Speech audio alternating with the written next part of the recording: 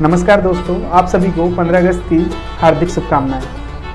आज हम लोग चर्चा करने वाले हैं मणिपुर संकट के ऊपर। पिछले काफ़ी दिनों से ये न्यूज़ चर्चा में है। न्यूज़पेपर हो या टीवी चैनल हो, हर जगह पर हम मणिपुर के बारे में सुन रहे हैं और देख रहे हैं। तो मुझे लगता है ये टॉपिक काफ़ी महत्वपूर्ण हो जाता है, इस पर चर्चा होनी चाहिए। तो बात करते हैं मणिपुर की। मणिपुर जो है 1949 में हमारे देश का पार्ट बना था। तो मणिपुर में क्या चल रहा है उसको समझने के लिए ज़रूरी है कि उसकी ज्योग्राफिकल जो कंडीशंस है उसके बारे में जान लेना ज़रूरी है। तो जो मणिपुर है वो एक पहाड़ी इलाका है। वहाँ की राजधानी इम्फाल को छोड़ करके बाकी का जो एरिया है वो पहाड़ी क्षेत्र है। और जो पहाड़ी क्षेत्र है वहाँ पर दो समुदाय रहते हैं, एक तो नागा और दूसरा कुकी। तो ये दोनों समुदाय है, इनको एसटी का दर्जा प्राप्त है। और जो राजधानी है यहाँ की इम्फाल, वहाँ पर मैतेई समुदाय रहता है। और जो मैतेई समुदाय है ये ओबीसी में आता है और कुछ लोग हैं वो जनरल के अंदर भी आते हैं। अब मामला क्या है? मामला ये है कि हाल ही में जो हाई कोर्ट है उसने एक डिसीजन दिया। और हाई कोर्ट ने ये डिसीजन दिया कि जो मैतेई समुदाय के लोग हैं उनको भी एसटी का दर्जा दिया जाए। तो इस बात को लेकर के वहाँ पर काफ़ी बवाल हुआ। जो कुकी और नागा समुदाय के लोग थे उन्होंने इस निर्णय का विरोध किया। उन्होंने तर्क दिया कि अगर इन लोगों को भी एसटी का दर्जा मिल जाता है तो फिर जो कुकी और नागा समुदाय है उनकी जो सांस्कृतिक पहचान है वो गायब हो सकती है। जो गवर्नमेंट जॉब वगैरह है उस पर मैतेई समुदाय के लोगों का कब्जा हो जाएगा। और जो कुकी और नागा समुदाय की ज़मीनें हैं वो भी ये लोग खरीद सकेंगे, जिससे कुकी और नागा समुदाय को आगे जा कर के समस्याओं का सामना करना पड़ सकता है। वही मैतेई समुदाय है, उन लोगों का कहना है कि अगर हम लोगों को ये अधिकार मिल रहे हैं तो इससे हमें काफ़ी फायदा होगा।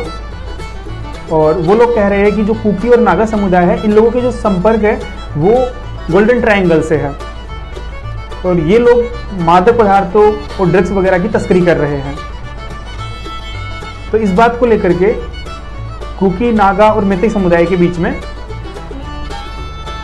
काफ़ी विरोध देखने को मिलता है। हालांकि ये तात्कालिक कारण है जो हाईकोर्ट का डिसीजन आया है। इसके पहले भी वहाँ पे हम देखें तो इनके बीच में ऐतिहासिक, धार्मिक और आर्थिक कारण भी रहे हैं। क्योंकि जो मैतेई समुदाय है ये हिंदू बहुसंख्यक है, जबकि जो कुकी और नागा है वो ईसाई धर्म से अपना संबंध रखते हैं। तो ईसाई और हिंदू धर्म वाला फैक्टर भी यहाँ पे काम कर रहा है। दूसरी बात, आर्थिक दृष्टिकोण से अगर हम देखें तो आर्थिक दृष्टि से जो मैतेई समुदाय है ये तो काफ़ी शक्तिशाली है और जो कुकी और नागा है वो कंपेरेटिवली इतने सशक्त नहीं हैं। तो इसको लेकर के भी वहाँ पे काफ़ी विरोध देखने को मिल रहा है, क्योंकि जो संसाधन है उन पर ज़्यादातर मैतेई समुदाय है उनका अधिकार है। इसी बात को लेकर के इनमें झगड़ा होता रहता है और हाल ही में ये झगड़ा वहाँ तक पहुँच गया, आप लोगों ने भी देखा होगा, कई वीडियो वायरल हुए हैं जिसमें दो लेडीज़ है उनको निर्वस्त्र करके सड़कों पर घुमाया जा रहा है और काफ़ी भीड़ उनके पीछे पीछे चल रही है। तो जो औरतें हैं वो कुकी समुदाय की है और जो लोग पीछे पीछे आ रहे हैं वो मैतेई समुदाय के लोग हैं। तो ये जो घटना थी इसने काफ़ी शर्मसार कर दिया पूरे देश को, और देश में ही नहीं विदेशों में भी इस घटना की काफ़ी आलोचना हुई है। तो इस तरीके की घटनाएं देश के अंदर होना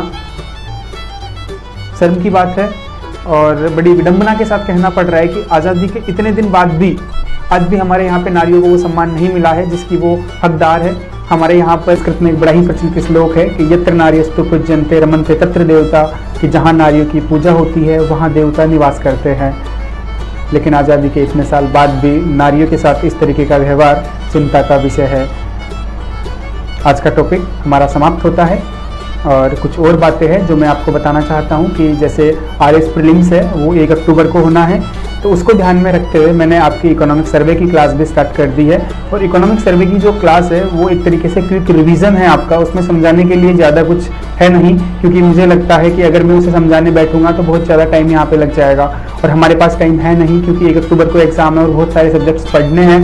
तो मुझे लगता है कि आप लोग एक बार बस मेरे साथ इकोनॉमिक सर्वे को यहाँ पे थोड़ा देख लेंगे तो आपका क्विक रिवीजन हो जाएगा और एग्ज़ाम जब आएगा तो आपको आसानी रहेगी वहाँ पे क्वेश्चन सोल्व करने में।